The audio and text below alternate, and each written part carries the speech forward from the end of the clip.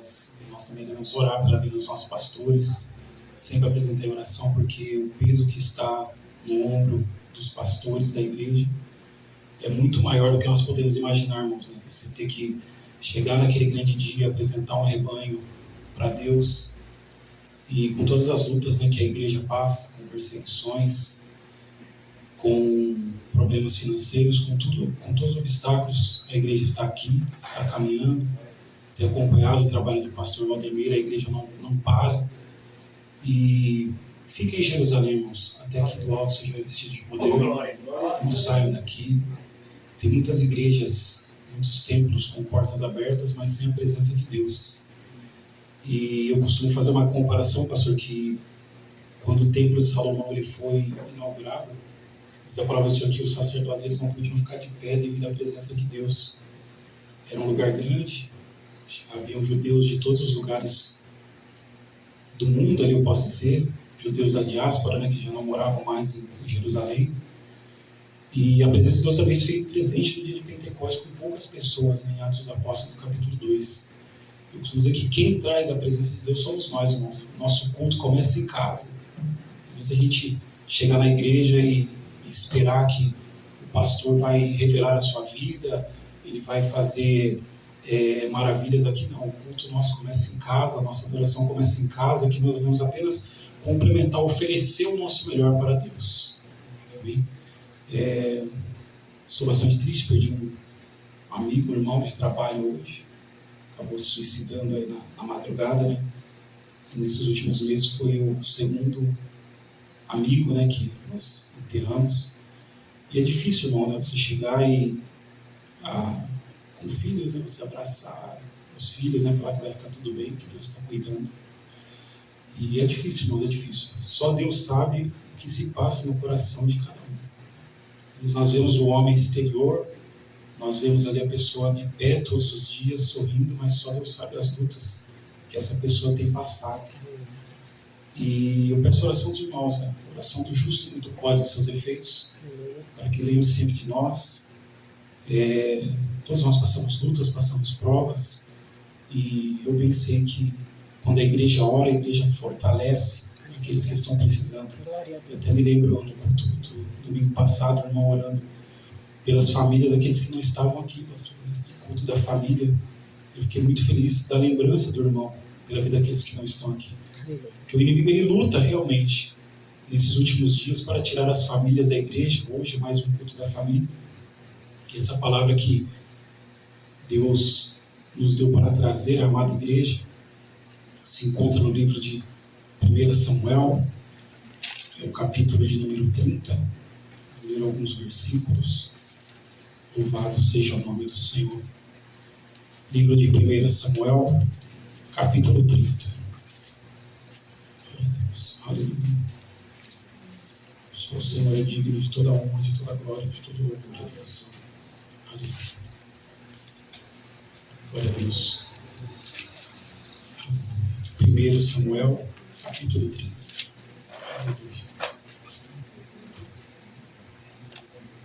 Aleluia.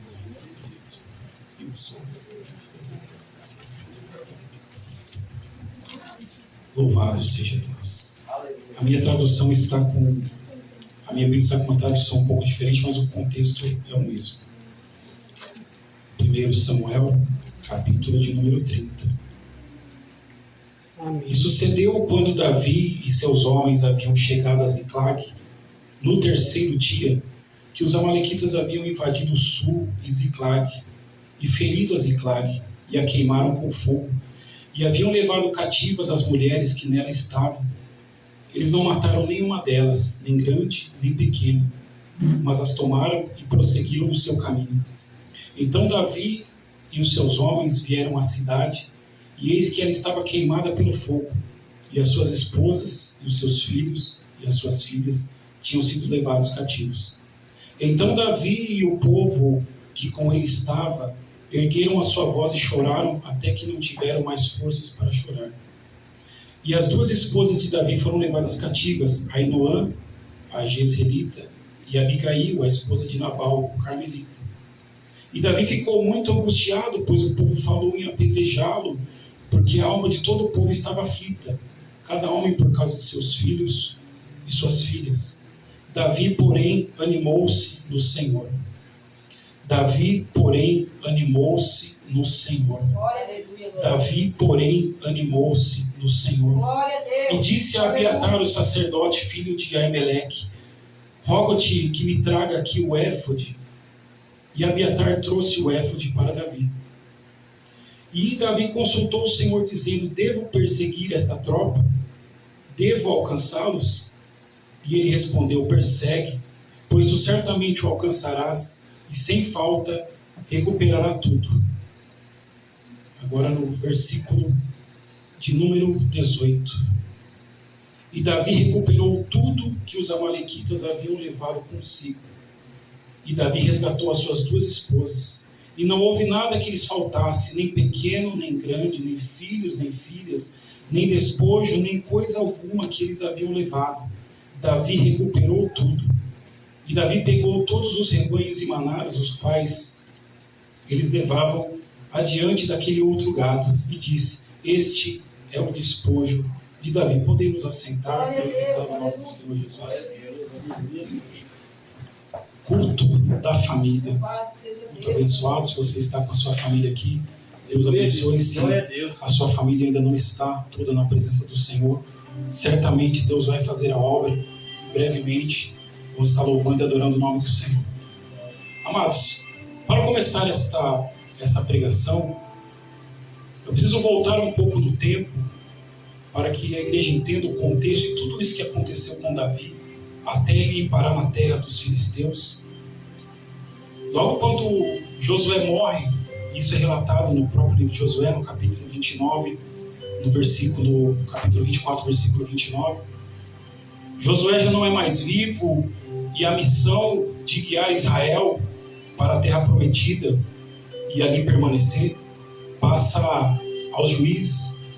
Ao todo, 14 juízes são levantados para governar Israel.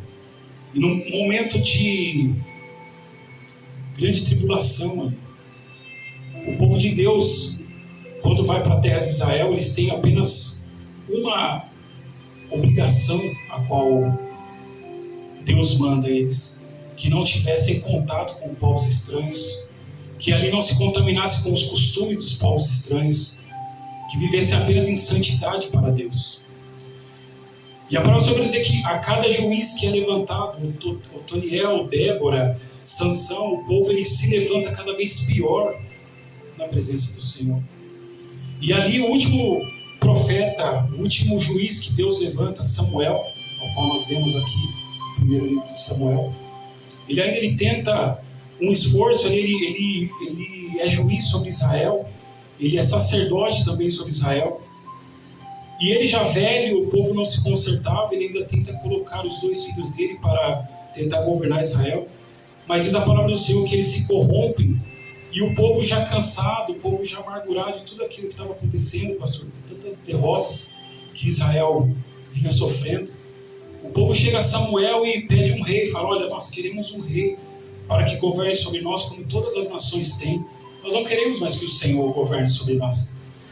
E a palavra vai dizer que Samuel ele se incomoda, porque para ele Deus era suficiente para a nação de Israel. O problema não era Deus, o problema era o povo que não se consertava.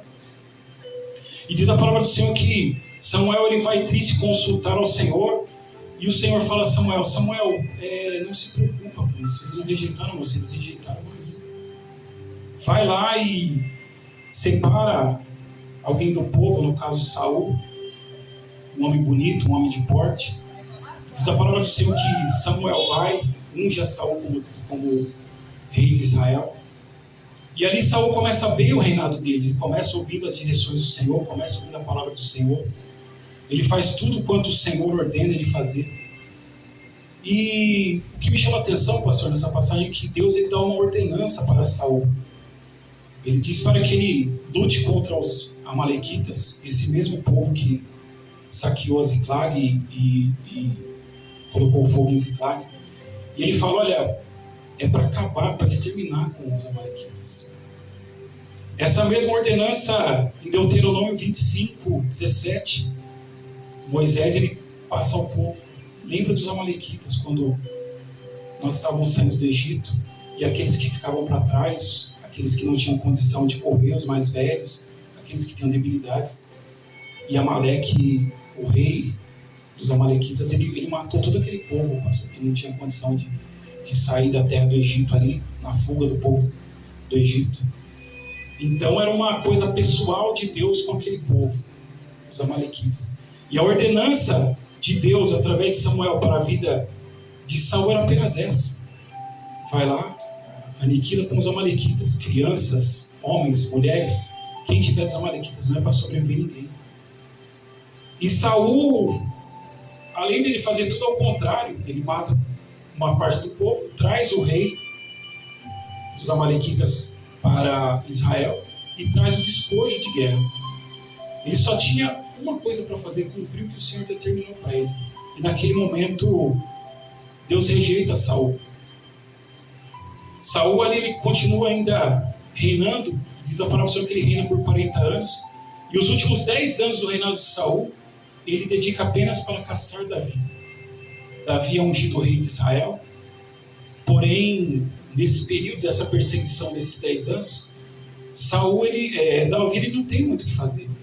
Se ele fica em Jerusalém, Israel, Saul mata ele. E a palavra do Senhor vai dizer que um dia ele pensa em seu coração: olha, se eu ficar aqui, Saul vai me matar.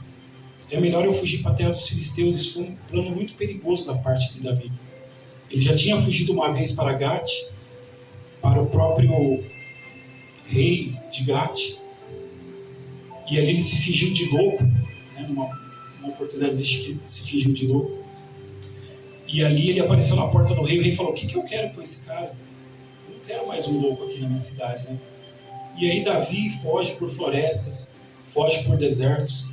Ele foge para a caverna de Adulão, onde ele forma o seu exército, inicialmente com 400 homens. Homens que eram rejeitados em Israel. Homens que, à vista de muitos, não tinha esperança mais. E aí eles se juntam a Davi com a esperança de que um dia Davi fosse reinar sobre Israel e fosse cumprir os estatutos do Senhor. E ali ele acaba formando uma família, pastor, entre a família dele e aqueles homens. E vai dizer ao Senhor que, na palavra do Senhor, que Aquis, o rei de Gate, ele faz uma aliança com Davi. E Davi, ele começa a fazer um jogo duplo. Ele mesmo servindo ao rei Aquis, ele continua lutando as guerras de Israel. E cada reino que ele vai invadindo, ele mata todo mundo que é inimigo de Israel. Mas ele não deixa ninguém vivo para que ninguém possa falar para o rei dos filisteus que ele estava fazendo aquele jogo duplo. E ali surge um convite para Davi, em 1 Samuel, no capítulo 29, que agora a guerra do rei Aquis, a guerra dos filisteus, é novamente contra Israel. E ali Aquis chama Davi e fala: você vai comigo nessa batalha. E Davi, talvez por orgulho, pastor, talvez querendo se vingar de Saul, ele fala: eu vou. E Davi era um homem de guerra, era um homem que Deus usou para ganhar as batalhas de Israel. Ele era um soldado, ele era para aquilo, ele era para a guerra. E ali Davi, quando chega nas reuniões dos príncipes, dos filisteus, os príncipes falam para Aquis: olha aqui, você está maluco. Como você vai mandar a gente para a guerra com Davi, o exército dele, sendo que ele pode se virar contra nós a qualquer momento? E os príncipes dos filisteus não aceitam. E batem o pé, e o rei Aquis ainda ele quer levar Davi de qualquer forma. Mas ele entende que contra a vontade dos príncipes ele não ia poder também, então ele chega para Davi e fala: Davi, eu sei que você tem agido com retidão de espírito contra mim. E ainda diz a palavra do Senhor que para Aquis, Davi era como um anjo de Deus na vida dele. Mas ele despede Davi e fala: olha, volta para Ziclag e fica lá com o teu povo. E Davi, contrariado, ele não quer, ele quer ir para a guerra, porque ele tem também algo pessoal contra Saul. É a questão do ego, irmãos. Ele volta, então 3 dias de viagem. Então diz a palavra do Senhor que ele chegando em Ziclag, ele vê a cidade toda destruída, a cidade em chamas, e não tinha mais ninguém na cidade. E diz a palavra do Senhor que o povo, vendo aquela cena, E eles já eram em 600 homens, a família de Davi, as duas esposas. Os homens choram tanto que eles não têm nem força mais para chorar, pastor. E só quem sofre uma perda enorme, que passa por um momento desse, que chora amargamente, sabe a dor que é. E eles ali como família, e aí eles tentam responsabilizar a Davi pelo que aconteceu. Queriam apedrejar a Davi, mas diz a palavra do Senhor que Davi, ele encontrou forças do Senhor. E ali ele chama o sacerdote Abiatar e pede para trazer a estola sacerdotal para que ele ore. E é uma das orações mais curtas da Bíblia. Que Davi pergunta: Senhor, eu posso perseguir essa tropa? E Deus fala: persegue. Ele pergunta mais: eu vou alcançar o Senhor? E o Senhor falou: vai. Quando a gente tem depósito com Deus, irmãos, você pode fazer a prova que for com Deus. Você pode fazer a oração que for com Deus, que Ele vai te responder. Glória a Deus. Mas para isso é necessário nós dedicarmos uma vida de oração, uma vida de santidade. E é difícil nos dias de hoje, pastor.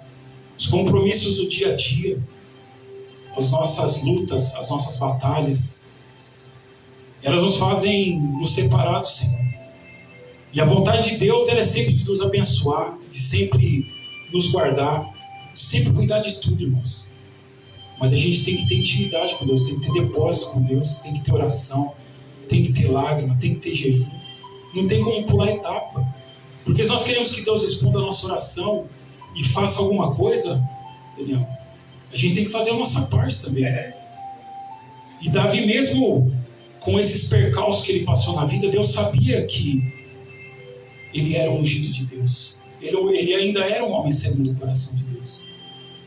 E esse problema que ele passou com esses homens são problemas que nós passamos com as nossas famílias. São lutas que nós passamos. Muitas vezes nós não temos a nossa família toda na presença de Deus. São personalidades diferentes. Eu mesmo tenho um irmão que é usuário de drogas, pastor, ele dá trabalho. E eu tenho minha mãe é obreira da Deus e Amor, ela está já com 81 anos e ela ora pela vida daquele homem. Ela ora, pastor. Eu ouço ela orando de madrugada, pastor, de madrugada, 81 anos de idade. E ela fala: eu vou ver ainda Deus fazer a obra. As famílias não são perfeitas, irmãos. As famílias não são perfeitas. Eu me lembro que o Christian, ele era uma pessoa que nós crescemos todos aqui na vida comercial. Ele era uma pessoa cheia de oportunidades, pastor, até mais do que nós. Né? Embora ele não fosse filho do mesmo pai, mas ele era uma pessoa de muitas oportunidades. E ele foi para o mundo das drogas por opção dele mesmo. E eu me lembro minha mãe nas madrugadas, né, atrás dele, saía, né, até agora, com mais idade, saindo, indo atrás dele nos bairros aí. Eu me lembro que eu morava em Itupeva, às vezes ela me ligava de madrugada e pelo tom da voz dela eu já sabia, pastor, o que aconteceu, o Cristian está sumido, né? E eu tenho um coração um pouco mais duro, pastor. Eu costumo dizer que a nossa vida é feita de opções. A gente costuma trilhar pelo caminho que a gente quer. E eu também oro para que Deus faça a obra na vida dele, mas eu não tenho o olhar de mãe que ela tem sobre a vida dele. E muitas vezes eu já falei: mãe, larga disso, mãe. Coloca nas mãos de Deus. Enquanto a senhora estiver colocando na mão da senhora, Deus não vai trabalhar na vida dele. Mas mãe é mãe, né, irmãos? Então, sempre vejo ela todos os dias, nas madrugadas afora, orando pela vida dele. Isso é um orgulho para mim, pastor, porque como nós estamos num culto de família, eu perdi meu pai em 2019, mas muito antes disso, nós já tínhamos saído de casa. Ele era alcoólatra. E eu me lembro quando nós fomos sair daqui do barraco onde a gente morava, e ele perguntou para os meus irmãos, né, olha, você vai ficar comigo? Perguntou para as minhas irmãs. E quando ele me faz essa pergunta, me corta o coração, porque eu não queria deixar ele. E ele falou: nego, você vai ficar comigo ou você vai embora? E eu com os olhos cheios de lágrimas. Mas eu sabia que naquele momento ele não tinha nada para me oferecer, então para mim ficar com ele também não ia me ajudar. E eu falei: pai, eu vou com a minha mãe embora. E ele chorou naquele dia. Uma das raras vezes que eu vi ele chorar. E o tempo passou e eu lembro que eu fui ter um relacionamento de pai e filho com ele, pastor, já um pouco antes dele morrer.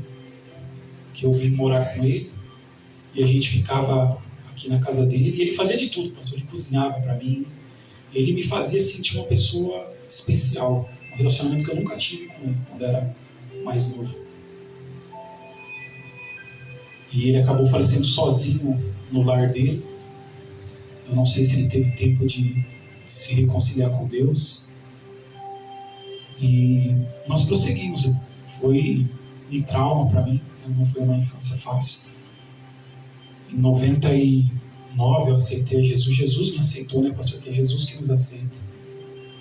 E entre altos e baixos, né, estou aqui hoje, louvando e adorando o nome do Senhor. Eu tenho muitos problemas, problemas familiares, problemas que só eu e Deus sabemos. A Juliana também sabe. Não é difícil, irmãos. É difícil. E eu me vejo como Davi nessa situação, pastor. De administrar um problema familiar ali, de ter que dar uma resposta, porque quando você é o cabeça da casa, quando você é o responsável da casa, é você que tem que dar ali a resposta, é você que tem que se prontificar, é você que tem que dar o primeiro passo. E os homens ali, já revoltados, o que a gente vai fazer? E essa palavra é muito linda, irmãos, que Davi, ele toma forças do Senhor. Porque tem batalhas que a gente só vence com Deus. Tem coisas que dependem do nosso braço, tem coisas que dependem da nossa habilidade, mas tem coisas que só é Deus que vai fazer. Nós temos que ter maturidade espiritual para entender, para diferenciar. E Davi sai com 600 homens, a palavra do Senhor vai dizer que 200 homens ficam para trás, que eles não têm nem força para lutar mais. E ali eles encontram um jovem pelo caminho que foi abandonado pelos amalequitas. E ali ele pergunta, de onde você é? E ele explica toda a situação e fala, ele estava com uma companhia de amalequitas e a gente incendiou a Ziclag, que é ao sul de Judá. E eles foram adiante, meu mestre me deixou aqui porque eu fiquei doente, então eles alimentam aquele jovem. E eles perguntam, você pode me levar até essa companhia? E diz a palavra do Senhor que Davi, ele desce para aquele arraial e ele fere todos os amalequitas que ali estão. Todos. Não sobrou ninguém. E Davi, ele ainda volta com aquele despojo. E Davi, ele honra aqueles 200 homens ainda que ficaram para trás. Porque ele entendeu que para se achegar a Deus, ele não pode se achegar com ego, ele tem que chegar com humildade. Ele tem que chegar com o coração limpo perante a Deus. Ele aprendeu uma grande lição. E essa lição é passada aqui hoje. E eu quero dizer para a igreja que Deus ele vai restituir tudo que o inimigo levou. Aleluia, glória a Deus. Eu não sei o que o inimigo levou da igreja. Eu não sei se o inimigo levou a paz de alguém nesta noite. Eu não sei se ele levou a esperança de alguém nesta noite. Eu não sei se ele levou algo material que te faz falta hoje. Eu não sei se ele te levou alguém, algum ente querido para longe de você, mas eu sei que Deus ele vai restituir nessa Aleluia. noite. Assim como ele fez com a vida de Davi, assim como ele fez com a vida daquele povo. E diz a palavra do Senhor que voltou todo mundo, as mulheres, as crianças, os filhos, as filhas. Porque Deus não deixa ninguém para trás, irmãos. Se você tem alguém da sua família que ainda não é cristão, se você tem alguém da sua família que ainda não é convertido, continue orando, continue buscando. Se você perdeu algo no meio do caminho, se você perdeu a intimidade com Deus, se você perdeu o cabo da sua ferramenta, Deus está aqui nesta noite para restituir. Mas tem que ter fé, irmãos. Tem que ter fé. Quando você sai da sua casa para vir para a igreja, você tem que sair determinado. Aleluia. Que você vai receber o seu milagre. Glória a Deus. Deus vai restituir, irmãos. Muitas coisas que eu perdi, Deus vai restituir. Muitas coisas que a igreja perdeu, Deus vai restituir. Aleluia. Nesta noite, eu creio em nome do Senhor Jesus. Deus ele não despede ninguém de mãos vazias. Louvado seja o nome do Senhor. Deus tem se alegrado, varões. Deus tem se alegrado do seu ministério. Continua buscando, continua adorando. Esse espaço físico aqui, ele não vai poder conter o que Deus tem para fazer na sua vida. Aleluia, glória a Deus. Assim como Deus me levou para outros lugares, para outros estados, Deus ele quer fazer mais. Deus quer te usar com poder e autoridade nessa terra. Deus, essa sinceridade no teu coração continua caminhando, continua marchando. Amém? Recebe essa palavra em nome de Jesus. Peço que a igreja se coloque de pé. Nós vamos orar nesse momento, irmãos. Apresenta para Deus, irmãos. Apresenta para Deus nesse momento aquilo que você precisa ser restituído. Deus, Ele está aqui nessa noite. Não importa se é algo material, se é algo espiritual. Ora com fé. Abre o seu coração para Deus nesta noite.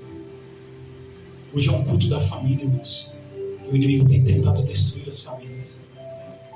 Como eu disse para os irmãos, este amigo meu de trabalho, ontem mesmo nós estávamos conversando, pastor. E ali nós nos alegrando na portaria do CDB de Julião, conversando. A gente brincava bastante. E chegando hoje de manhã, às 5 horas e 40 minutos no CDB, recebi a notícia que ele tinha falecido e o diretor-geral falou dele, não, dá a notícia para o pessoal que o Marcos tirou a vida dele. O inimigo ele age de várias formas. E ele vai trabalhar no elo mais fraco. Se você está forte, se você está aqui hoje na presença de Deus, ele até pode tentar te derrubar, mas você fortalecido o tempo todo, é difícil. Então ele vai trabalhar no elo mais fraco. E a família é um projeto de Deus desde Abraão. E o Senhor diz que em Abraão seriam benditas todas as famílias. Continue orando pela sua família, irmãos. Apresenta a vida de todos. O inimigo, ele quer destruir as famílias. E ele tem encontrado brecha nesses últimos tempos. Seja por redes sociais, seja por comportamentos, seja por atitudes erradas. Honra a tua família, honra a tua esposa, honra teu esposo. Faça o melhor por eles. Ama, irmãos, ama. Ama de verdade. A gente não sabe o dia de amanhã. O Marcos, ele tinha projetos, ele tinha o negócio dele. Quem diria que do dia para a noite ele ia tirar a sua própria vida? Isso pode acontecer com qualquer um de nós, não precisa. Nós podemos sofrer um acidente, pastor, né? Nós não sabemos o dia do Senhor nas nossas vidas, o dia que Ele vem. Mas continue orando, irmãos. Continue orando, continue buscando pela família. Não é fácil, irmãos. Não é fácil. O inimigo, ele quer derrubar. Mas só uma igreja que ora, uma igreja forte, vai poder vencer as setas, as armadilhas de Satanás. Amém? Vamos orar nessa noite. Soberano Deus e eterno Pai. Em nome santo do nosso Senhor e Salvador Jesus Cristo. E pelo Espírito Santo.